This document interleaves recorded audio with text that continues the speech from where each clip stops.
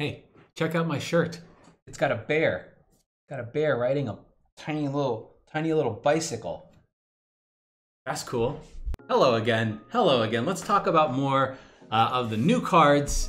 I think I'm just gonna do a couple of videos going up into Unified Minds. I think most people have seen a lot of great videos about a bunch of the new tag teams and other cards coming out.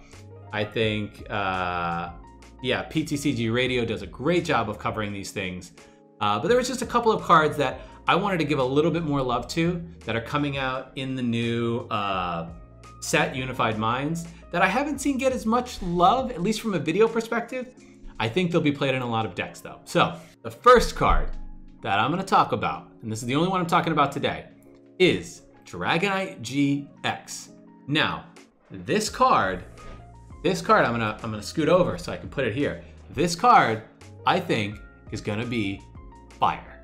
I know, it's probably obvious. But, okay, so let's talk about what it is, right? It's a stage 2 GX card, which normally you'd be like, I don't know how this is good. This is garbage. This is a garbage card. But no, it has 250 HP for a regular GX. Just 2 prizes, 250 HP. That's crazy.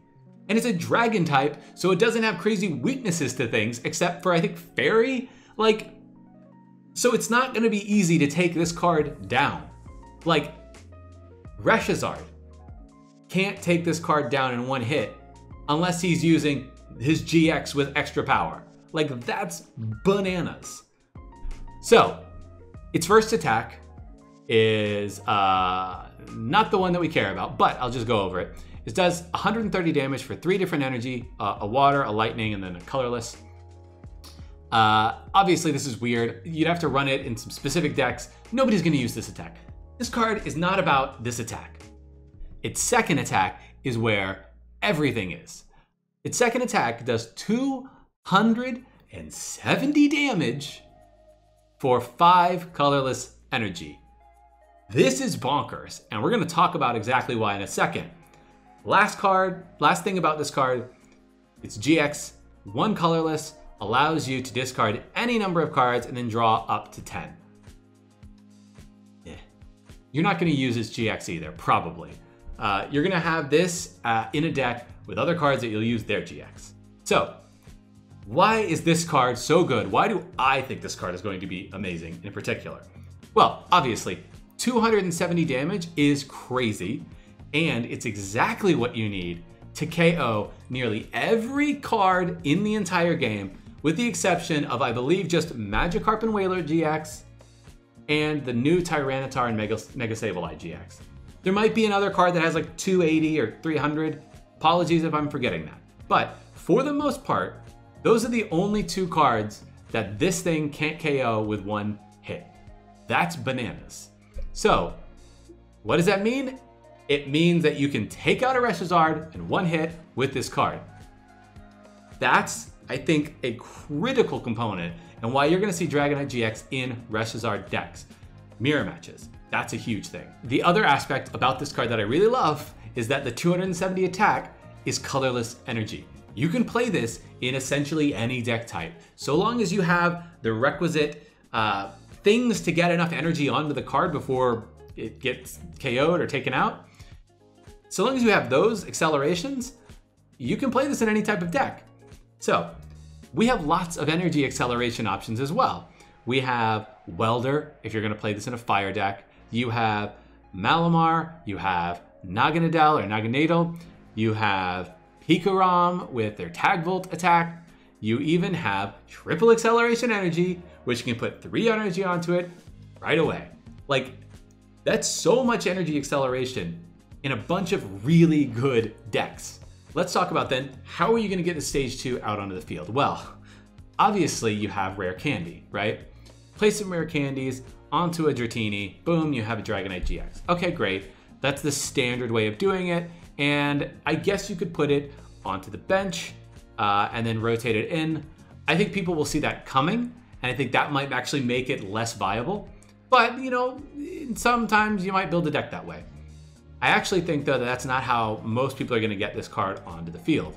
What you're going to end up doing is using your Lance Prism Star to put it directly onto the field. Now, Lance Prism Star allows you to, after opponent KOs one of your Pokemon, to put a Dragon-type Pokemon, I think it's 1 or 2, from, I think it's your discard pile, it could be your deck, so maybe I'm wrong about using Cherish Ball. Apologies. But it basically lets you take that card from somewhere and put it directly into the field. I don't know if it's the active or the bench, doesn't matter. You would use that Lance as your supporter for the turn, get it directly onto the field, no need to evolve anything, and then you would get it into the active and try to accelerate the energy right away and try to hit that 5 energy that you need. In terms of the situations that you're going to use it in, I think it is a perfect tech into many decks that are going to be using the new Mew and Mewtwo GX. You don't even need to play this card onto the field. You just need to get it into the discard pile. Once you get it in the discard pile, Mew and Mewtwo GX can use its attack. You just got to get the energy, whatever energy you want, onto Mew and Mewtwo GX. Boom, 270 damage.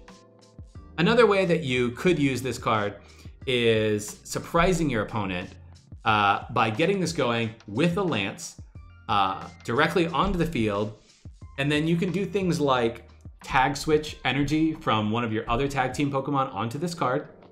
Lets you switch 2 energy, and maybe a triple acceleration energy, or you could do a tag switch, a welder for 2, and then attach for turn. That's 5 energy.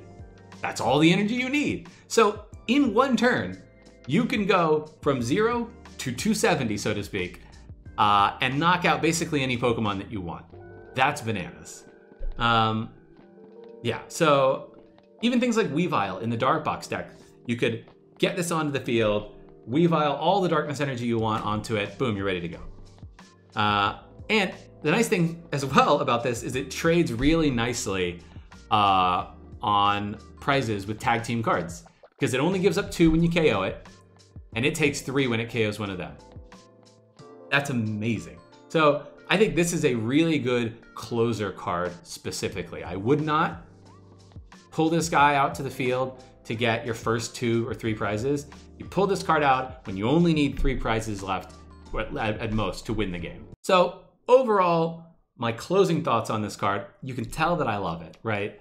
I love it. I think it will be put into a lot of decks. I think it will be a critical card in late games. And, you know, a very cheeky little thing that I think this could be used for, think back to NAIC, the Dragonite GX with that Stinger GX attack, reducing your opponent's prizes to 3. I think it could be really cheeky to do that Dragonite in certain decks, get your opponent and you down to 3 prizes. That Dragonite only gives up 2. If you don't have anything on your bench that gives up 3 prizes, you're safe for at least 1 turn, right? Your opponent's gonna go after something, try to get some more prizes.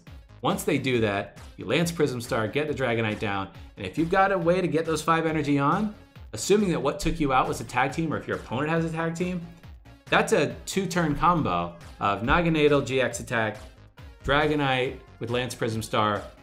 That's all the prices you need. I think that could be a really interesting way to do a 2-turn win condition. And it doesn't even matter what the rest of the game plays like.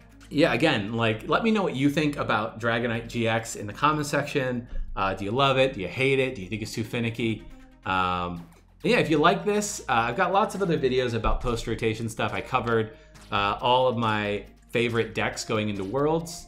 But yeah, definitely check those out. Subscribe to me if you like this video. There'll be more coming. There'll be pack openings as well. So thank you so much for watching, and I will catch you guys later.